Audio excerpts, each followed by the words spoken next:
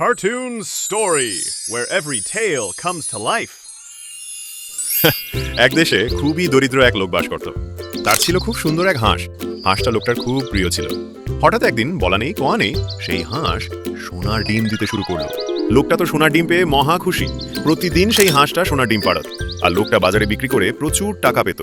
অল্প দিনেই লোকটা অনেক টাকার মালিক হয়ে গেল। কিন্তু তার টাকা পয়সার চাহিদা কমলো না, বরং আরও বেড়ে গেল।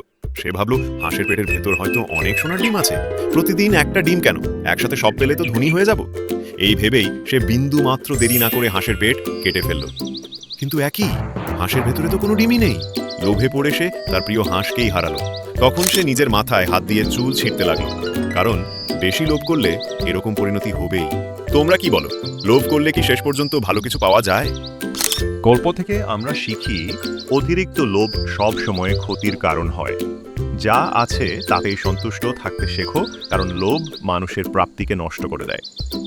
হ্যাঁ, এরকম আর মজাদার শিক্ষামূলক গল্প পেতে চাইলে আমার চ্যানেলটাকে একটা লাইক দাও, সাবস্ক্রাইব করে ফেলো, আর পাশে থাকা ঘন্টাটা ওটা চাপা দিও, তাহলে কোনো গল্প মিস হবে না, বুঝলে?